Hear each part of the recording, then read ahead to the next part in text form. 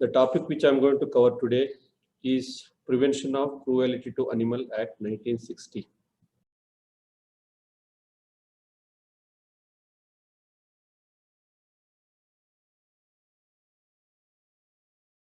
As we were discussing in the previous class, the concept of animal welfare. The animal welfare can be defined or explained in relation to physicality, with respect to mind, in respect to naturalness. Okay. Similarly, the perspective of animal welfare. We have discussed three perspectives. One is animal welfare science, wherein what animal feels when animal is given a chance to opt any of their likings. Okay, what is their intention? So it's respect to animal's perspective, what we call it as a animal welfare science. Welfare ethics, what civilized human being have the feeling for the animal, what we feel. Really, they are like us. If they are like us, what we are supposed to do. So this is called welfare ethics, morality, responsibility. The last one we have discussed, welfare law. Okay, so these are the three perspectives which we have discussed. Like we all know that welfare science means you have to give some justification. Really, animal wants this one. That's why one should provide this facility to animal so that animal enjoys their option. Ethics, it is an individual, it is in a philosophy, it is highly variable from place to place, country to country, region to region. Okay. But when these two does not work out, generally we go for the legislation or making the act and subsequently rules and regulation. Okay. Today what we are for this purpose only, that is Prevention of Cruelty to Animal Act 1960, which is a part of animal welfare law. Okay. So you can see this projection, Gazette of India. Okay. This was started in 1960. Okay. Martin Luther says that it may be true that the law cannot change the heart, but it can restrain the heartless people. It's very beautiful quoting. Okay. So that's why it's very much required. You cannot convince each and every person in this world to say that this is what animal feels.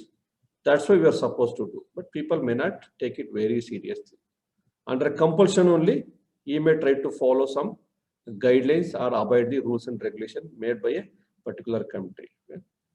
So our great leader Mahatma Gandhi also said that greatness of nation and its moral progress can be judged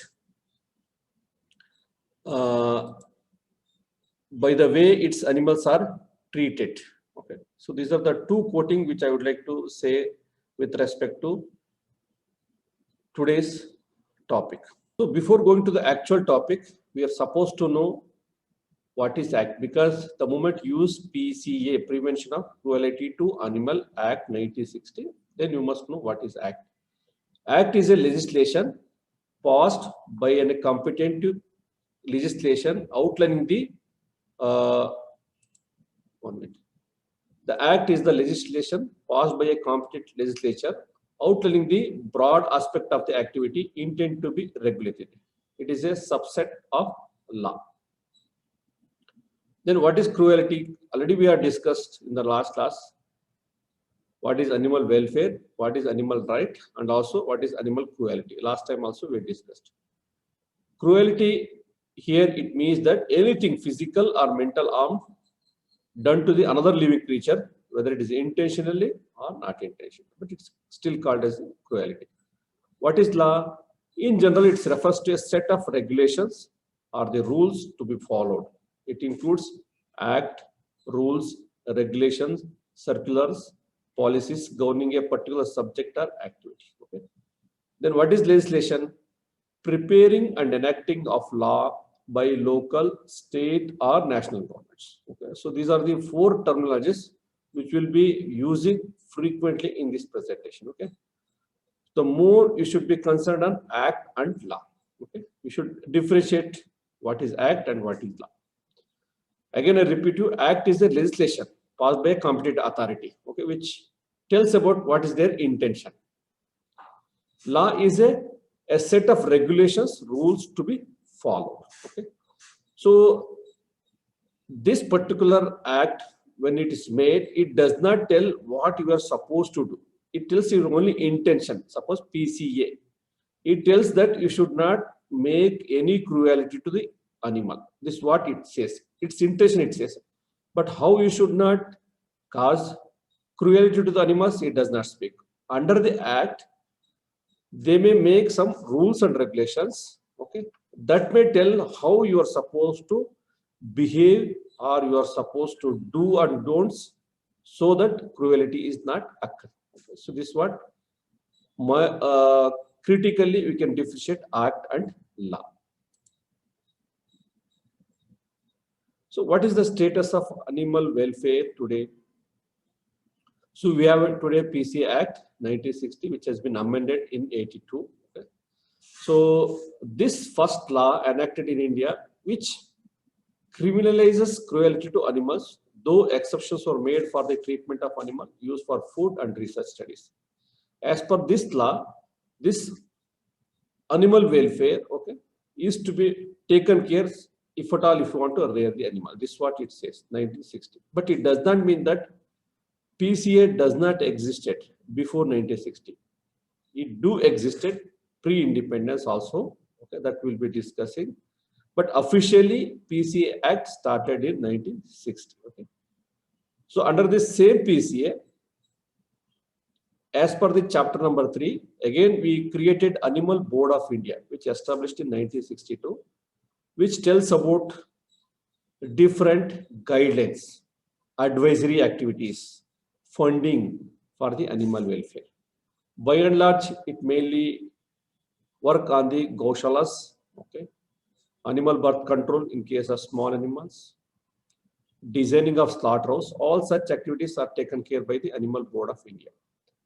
This is for mainly the food animals or livestock. Okay, for wild animals, Wildlife Protection Act 1972, okay, which we are not going to discuss as it is not related to us today. So PCA and Animal Welfare Board of India, AWBI. Okay. So in addition to that, again, in order to create awareness among the people who supervises these type of activities, they felt that they should be educated with some certification. So that's why National Institute of Animal Welfare was created, NIAW, in 1999, wherein they offered a short-term training courses to the needy people. हो सकता है कोई भी animal lover होगा, वो कुछ करना चाहता है, but he does not have any certification to say that I want to do these activities. Okay, so there they can undergo some short-term training courses and they can get the certificate. Based on that, they can defend it. Okay. Similarly, a veterinarian who are graduated quite long back might not have studied the animal welfare issues. So they can also undergo a short training, 1 week, 2 weeks, depending upon their requirement, and they can get the certificate. Subsequently, they can work on that. Okay, so these are the 3 things which existed earlier also, now also. Only the same thing is being improved or modernized or it is amended. Okay. So how this PCA, Prevention of Cruelty Act, started actually? As I told you, before independence, this legislation existed from 1890 till this 1960. But they were not so serious. Okay, they were not so serious. So that's why later it took a shape after independence. Who is the person behind this one? So we have to take the name of Srimati Rukmini Devi. She is a MP at that time nominated. She is the main person behind the enactment of this PCA. Okay. She tried her level best to introduce this bill. Earlier also, she attempted in 1953. She introduced this bill on the floor of Rajya Sabha with the entitled The Prevention of Cruelty to Animal Bill 1953 to prevent the cruelty to animal. But this bill could not be passed due to some technical flaws. Okay, that's why it was not moved. But she didn't leave there itself. She again tried and she examined the proposed, what you can say, the PCA, and how it is different from the old 1890 which was existing. Okay, how it is different from the existing 1960. She studied and she differentiated with the following points. Okay, she clearly defined the term animal, okay, for the legislation purpose. Kindly, Lata, please mute. Okay. It's mute only, sir. But it's, I don't know, but some voice is coming. No problem. So she tried to differentiate how this legislation which was existing 1890 is different from the bill she has proposed. Okay. So she has defined the word animal very clearly without any ambiguity. And also, so she has studied the scientific data with respect to research, veterinary treatment, dietary requirement of population, and modern methods of slaughter. She tried to cover all these topics in the new bill, and again she reintroduced that bill with some modification, which consisted of Constitution of Animal Welfare Board of India, that is called AWBI. Again, a committee was set up to look after the experimental animal. Okay, but this did not pass through that bill, but she had proposed. First one is Constitution of AWBI.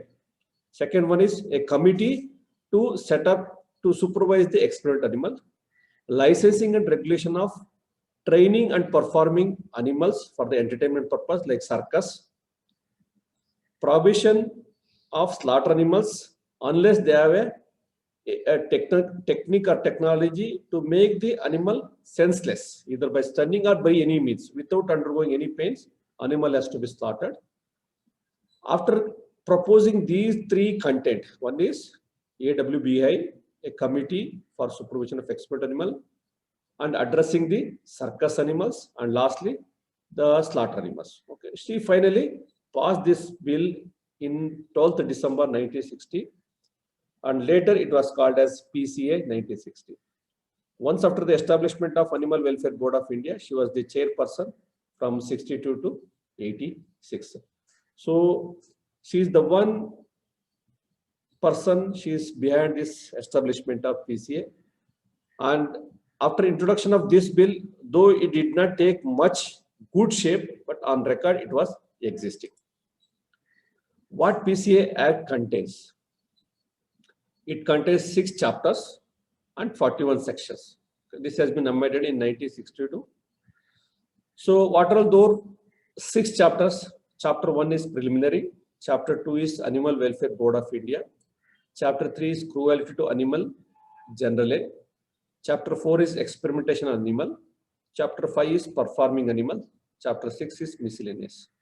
As for this course, although it is not necessary to read in detail, generally this PCA is studied by the advocates or the lawyers in detail because they need it for their profession.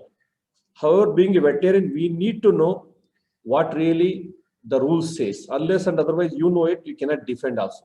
Sometimes you may be in troublesome condition also. So that's why it's better to know what are the rules and regulation under this act. Okay? So this act contains 6 chapters, as I discussed you. All these 6 chapters will be discussing very superficially, and I'll be stressing upon wherever it is really important. Okay. Under each chapter there are sections. Okay. Altogether there are 41 sections which will cover all these 6 chapters. Okay. I'll try to discuss one by one. Wherever I feel that it is necessary to remember, then you should be little bit cautious, because all knowing the facts and figures is not required, at least for this course. But wherever I'm going to stress upon, you should understand what chapter 1 says. It is a preliminary. This contains 3 sections under the chapter. Section 1, that is the short title, extent, commencement. Second one is definitions. Third one is duties of the person having the charge of animal. Okay, these are the 3 sections under the chapter 3. So all I'm not going in detail. If you try to put the same word PCA 1960, everything is available in the online. Okay, this is a legislative document, so it's going to be available in the open domain. So definition, like when this bill was proposed in 1953, it could not be passed because of lot of flaws in the bill and also lot of ambiguity. One was this definition. Okay?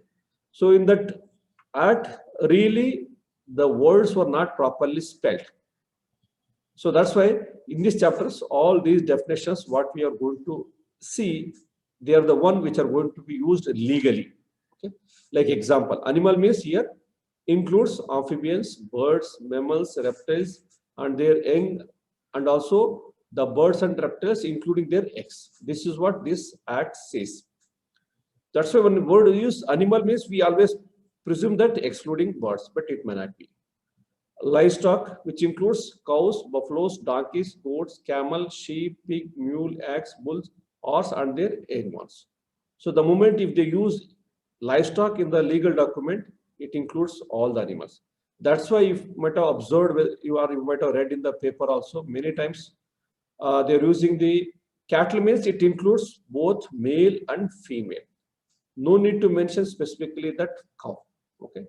Nowadays, bovine means it both cattle and buffaloes. So they have made it that clarity in the beginning of the act so that people will not make any exceptions by saying that there is no word called cow. So that's why this can be done. This cannot be done like that. It means that the moment if you say cattle, it includes both male and female. Vermin means any animals which are specified under the Schedule 5, which I'm not going to discuss here. It is actually as per the Wildlife Act. All our domestic animals are coming under the Schedule 6 basically. Below Schedule 5 are almost all, you can say, threatened, conserved, endangered as animals. Schedule 5 means the vermin which are disturbing to the public. Okay, like wild pig, nilgai, wild boar, all they call it as a vermin. So as and when if you feel that they are threatening to the crops or human beings, then they declare it as a vermin. So such words which has to be remembered by you also. What is domestic animal? It means any animals which is tamed or which is trained. Local authority, this is very, very important. Local authority, it means that always we presume that it's only to the local. It's not necessary. It depends upon the relationship. If I say, and if I say, sit in the Bangalore and if I say it's a municipal committee or municipal corporation, okay. If I say in the village level, then it's a panchayat. Okay. If you are at the district level, again it's a municipality corporation. So like that, local authority means it can be a municipal, district board, or any authority which is supervising the acts and also controlling the administration. So this we call it as a local authority. So this is as regarding the chapter 1. What chapter 2 says? Animal Welfare Board of India. This was established in 1962, as you all know that. This contains sections from 4 to 10. Okay. First one is the establishment of Animal Welfare Board of India. Constitution of the board. What board contains? Reconstitution of the board under the same 5 section. And the term of the members. 7 one is secretary and other employee of the board. 8 funds of the board. 9 functions of the board. 10 power of the board. Being a veterinarian, no need to remember all other these sections. Okay, we are only concerned about the 5, that is the constitution of board, and the section 9 function of the board, and section 10 power of the board to make regulation. Okay, these are the 3 sections one should remember being a veterinarian. Board is really big thing. Earlier it was established in Madras, Chennai, and it was mainly focusing on the pet dogs or companion animals. But nowadays they broadened their ambit. Okay, so now they are covering almost all the activities, so which are falling under the animal welfare, which will not go detail, but certainly we'll discuss what are the important points. So this board contains chairman, vice chairman, all key posts by virtue of their post. Okay, so you can see IG, ASC, Animal Husbandry Commission. Okay, Home Minister of the State, Ministry of Education, Lok Sabha, Rajya Sabha. So all you can go through this thing. So here also we should know it why we are important. Representative of Indian Veterinary Association. You can see it. Okay, this is very, very important. Generally, it is from the nominated from the KVC. So here many of the rules are made under the section power of board to make regulations. Okay, many times they are threatening to veterinarian also. Many people have faced this circumstance. Okay, people think that how can I do with this rule? So this situation may arise certainly. So that's why the representation, either in the form of Animal Husbandry Commissioner as a veterinarian or a representative of Indian Veterinary Association. Okay. So these two key persons who has to play a major role while making the rules. Otherwise, because of so many animal welfare lovers, okay, I'm telling very specifically animal lovers means they want to do it, but they don't understand the facts and figures behind the rearing of animals. Okay. So for such circumstances, veterinarians will face a very troublesome condition. So that's why when we are going for making such rules, veterinarian has to intervene that if there is any threatening situation by giving the proper justification. So this is regarding the constitution of the board. Next comes function of the board. Function of the board. So though there are many, altogether intention is to stop the cruelty and to give the guidance or advisory to the government or the organization to go ahead by making some rules and regulations. Just quickly I'll read out. So this board has a function to make some advice, periodic advice for the amendment of law from time to time. So because all the rules what today words could may not be true tomorrow.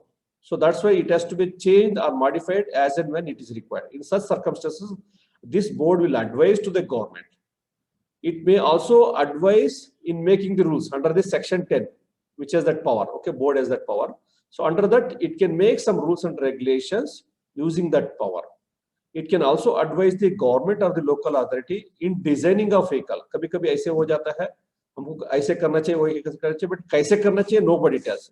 So that time, this board will tell you have to make the vehicle design for so many activities. It can be transportation, it can be for the draught animals like bullock carts what we use. Okay, so many other advice we can make on behalf of the board.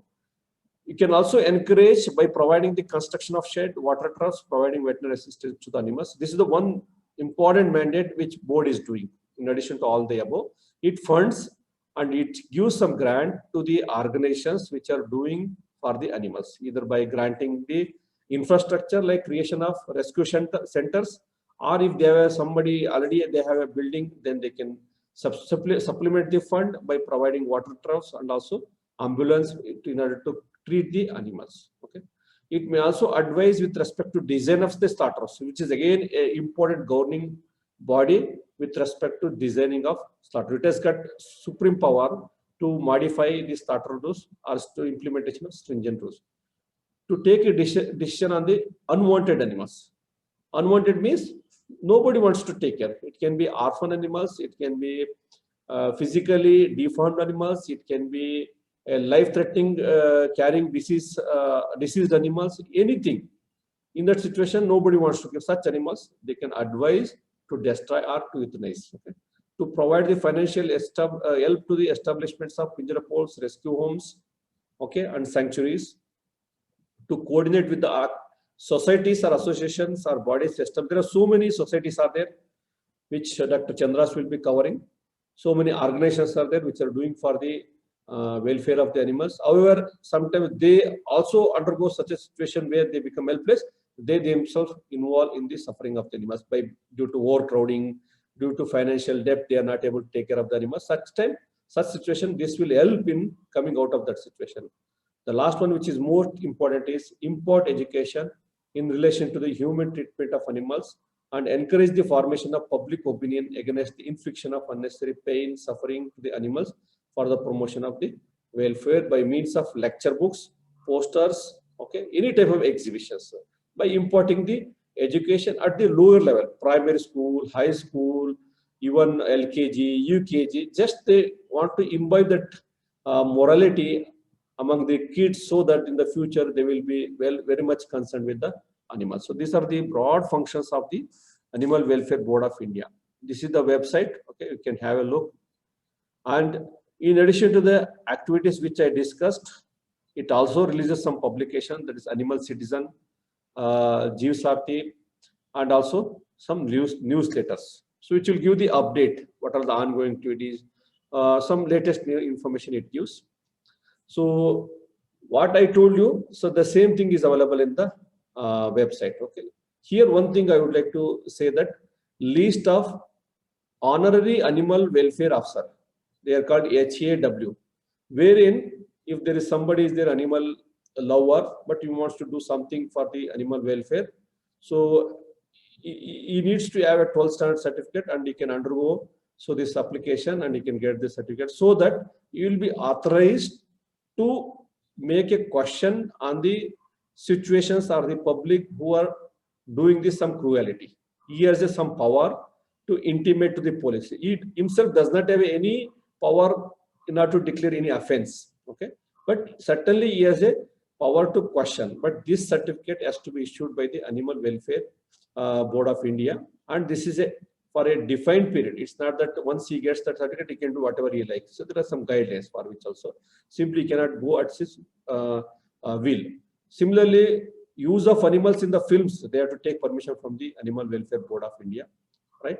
Similarly, for the grant, you can see, you can get the all different pro forma, so by which you can apply and you can get the grant. Third one is for the slaughter purpose. We can have look here that there are different circulars are there. So like that, so much of information is available on the Animal Welfare Board of India. So just for an idea, all Goshalas registration are under the supervision of Animal Welfare Board. They are to be registered to get a grant. Next, chapter 3, cruelty to animal generally. Chapter 3 is the chapter which is directly related to veterinary. Directly related to veterinary. So that's why. So this chapter has to be dealt in detail. By and large, whenever we say cruelty, they are all dealt under this section 11. Okay, so under this chapter 3, there are 3 sections: section 11, section 12, section 13. Okay. Section 11 means treating animal cruelly. Section 12 involves penalty for the practicing puka or doomdev. 13, destruction of suffering animals. Before going in detail, so just again I would like to give the clarity on the animal cruelty. So animal cruelty, it is nothing but a causing a physical injury, pain or exploitation. Okay. That can be active or passive. That active cruelty is called commission. The passive cruelty is called omission. This can be intentional or unintentional.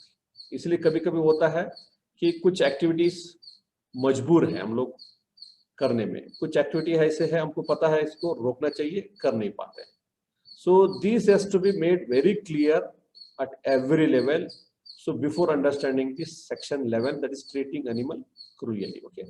So what animal cruelty with respect to passive or omission? Okay.